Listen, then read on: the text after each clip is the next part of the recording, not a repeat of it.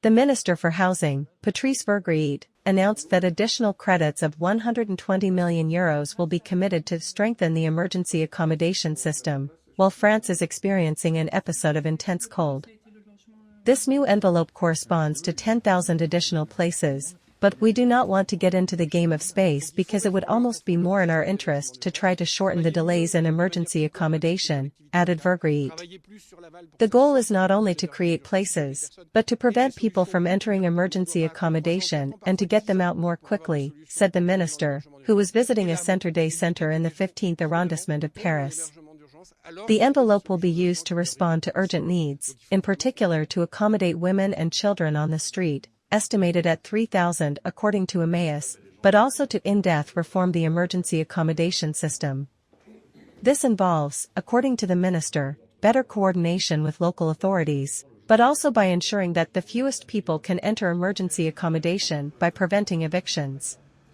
According to the ministry, the number of places in emergency accommodation, excluding extreme cold, increased from 198,000 on January 1, 2023 to 203,000 today, compared to 93,000 10 years ago. The extreme cold plan was launched by all mainland prefectures. To help the inhabitants of Pas-de-Calais affected by the floods, 470 emergency accommodation places have also been opened.